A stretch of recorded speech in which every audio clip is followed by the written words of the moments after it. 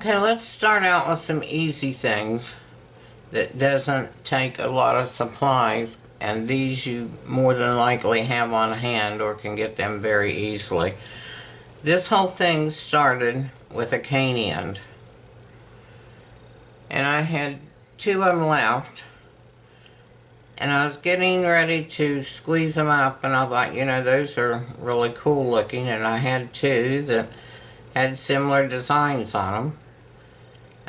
In the right place to where, you know, I don't care if things actually perfectly match or not. But I thought, well, those would make cute earrings. So I wanted to pull out the red, even though this isn't a true red. And I had found these beads in my stash not too long ago, and I thought, you know, I'd made this square cane a long time ago. And I thought, you know, if I ever make earrings out of those little beads would look nice. Now this is a black wooden bead, and someone at the factory, I guess, painted like a flower design on three sides with a red center, and that's what caught my eye. It only had two of them. So when I pulled the second one up, it didn't have red in the center, it had yellow. So I got out my red paint and my little stylus, and I put red dots over the yellow. And to make sure that the reds matched, I went on and put my paint over top of the red dots. Now the only thing this is going to use is a head pin, and that's a long, thin wire pin with a flat head on the bottom. And we're going to string this red bead, I thought, circle to circle. And I wanted more shape design with this since it was so simple. And I'm using dark colored eye pins and head pins and black earring wires just because I had them, and these were black is the only reason I did that. And then I'm going to put my square bead on there. And I'm going to put two very small seed beads. I think these are probably the smallest you can get, and by what I'm learning about beading and things now, I think these may be 15s. I don't know. I'm not a beader. I don't pretend to be. I just do what I like, but I'm learning. Okay, these are flat nose. No, these are channel nose pliers. They've got teeth in them to grip. And you take that top of that wire and you bend it 90 degrees. Whoa, I see a bead fell off. Let's put that back on there. Come here, little guy.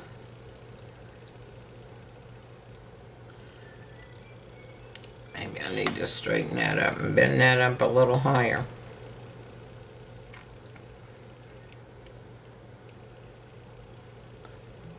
And you want to keep your wire straight going down through your beads and hold on to the bottom so that your wire doesn't slip out and you'll lose everything. These are your round nose pliers, and this is what we're going to make a loop out of. Now I just want a small loop, and I see already my wire's a little bit too long. So these are wire cutters with a flush side. And I'm going in and I'm going to cut off a little bit of that wire there. And I put my finger on it to hold it so it doesn't go flying.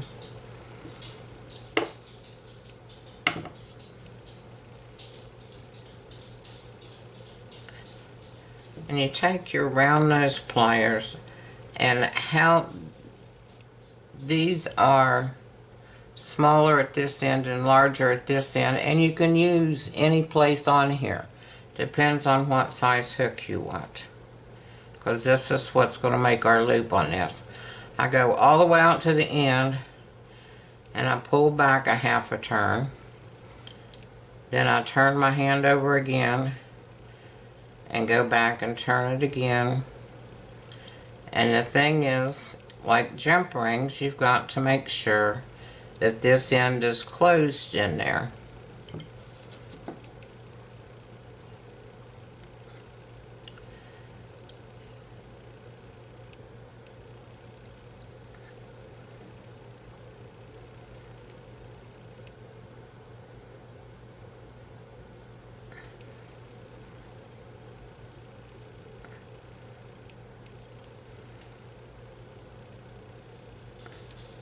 Okay, so that part's done. Okay, now I'm going to take an eye pin. This one already has a hoop in one side of it. It's the same length as the other one was. I'm going to put my red bead on again. I'm going to put a gold metal bead on. And I'm going to take, here's a little trick that I learned from Teresa Salgado. If your bead has too big of a hole for what you're stringing through it, so it won't set correctly, take a smaller bead, and this is a plastic one because it's not going to be baked, that will fit, and put it up in there. And I've got the gold bead at one end to hide the larger hole, and a gold bead on that end to hide that part of the hole. And I'm not going to cut off quite as much this time.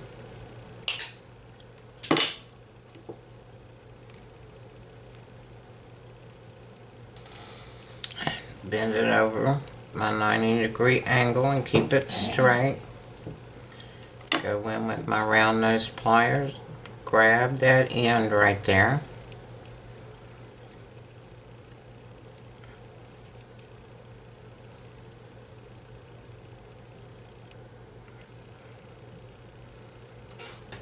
And wrap it over.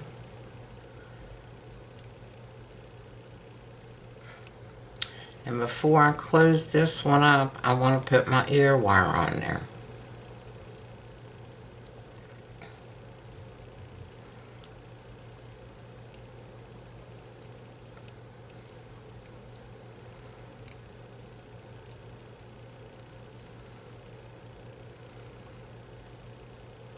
There's that part.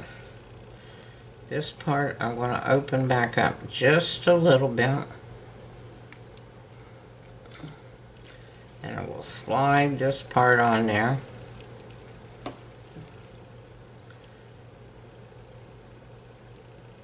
And I'm going to straighten it back up first.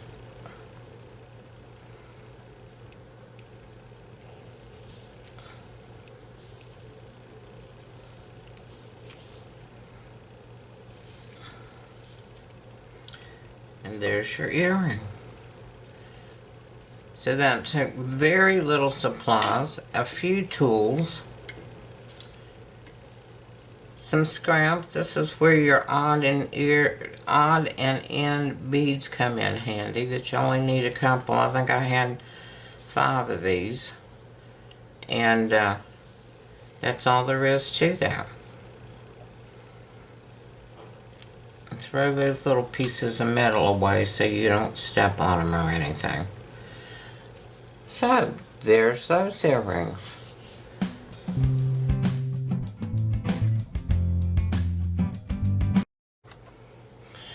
I just wanted to say I've been working on a piece of felt rather than my glass top surface, so the beads and things won't roll away and it holds them a little bit more securely. And a piece of felt fits on there well. So let's start putting this together. These were all scraps. I'll try to do something with my scraps while they're out on the table, but you get them so far and you don't finish them. I mean, that's what happens. So, this is a really large jump ring. And I'm going to put it through And I opened it the same way you do the small ones.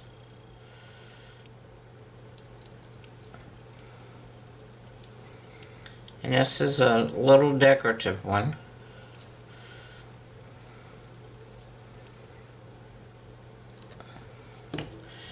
And before I close it up, I'm going to put this heart on a chain. And the heart on the chain and the bigger jump rings and stuff, and one of my kind pieces, they actually came from a grab bag, bonus bag, whatever they're called, at Fire Mountain Gems. And it comes with everything. I mean, it's like a pound bag of beads and findings and stuff that's really cool. Things that you wouldn't normally purchase yourself, more than likely, and it's worth getting. It's one of a kind stuff in there if you do mosaics and things. So I'm just going to close this jump ring the same way, twist it up back, and listen for the ends to click. And that went in there anyhow. I was putting the joint where the jump ring closed up in the hole of that first piece, because that first piece isn't going to move very much. So let's set it out of the way, and I've got another head pin I'm going to use. Clip off the end. Hold your hand over it while you do so. So I'm going to take my piece of wire, and I'm going to go part way down, not very much, because I want to make a loop and wrap it. So I take my wire and I bend it over at a 90-degree angle. And then I'm going to take my needle nose pliers, and depending on how many wraps I want is how much space I'll leave in between the bend and where my pliers are. So I want to just do a couple of wraps there to secure it. I'm going to take my finger and bend over the top part of that wire. And I'm going to straighten it up and turn it over.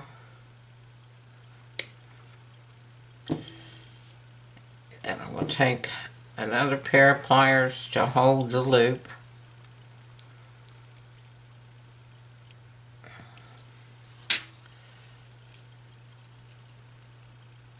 I'll get that kink out of there. And I'm going to take my other pliers, and I can get this wrapped around one time. I probably should have left more room on there, but as long as it goes around one time and you've got your wire wrapped, that's fine. Then straighten it back up. Make sure that there isn't anything sharp sticking out that's going to catch on clothing or hair or anything. And there you've made a one wrap hook. So now let's string it. I'm going to put, looks like the other one, 2 little silver seed beads. I'm going to put my bicone, looks like a chameleon catcher collar. And somewhere my other 2 seed beads disappeared. And these are the little seed beads. So I'm putting 2 more silver ones, little seed beads, on the top of the little stone. And that's what I have so far.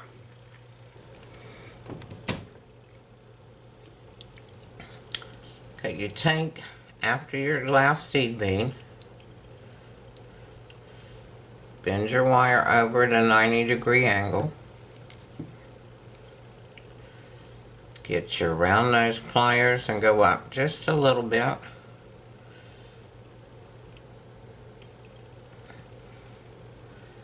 Bring your wire over the top of your needle nose pliers.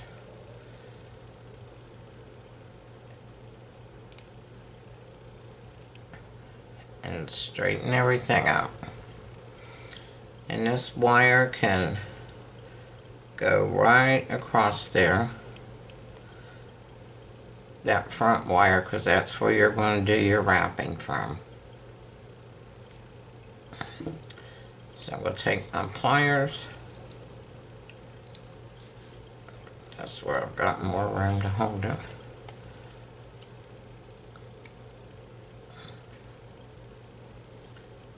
Grab the tip of your loop. Make sure your seed beads are out of the way. In this case, I'm going to straighten everything up and use another pair of pliers to wrap this around.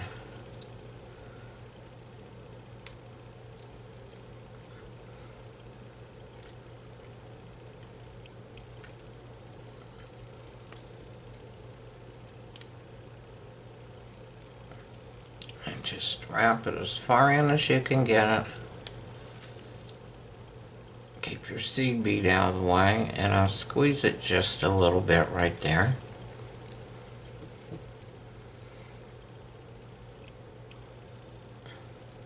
And if there's any little, here's a little nub right here. From the end of that wire, I'm going in and just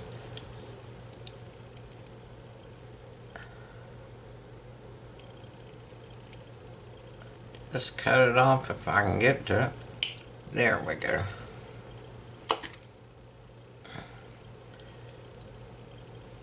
Straighten everything out so it's going to hang straight.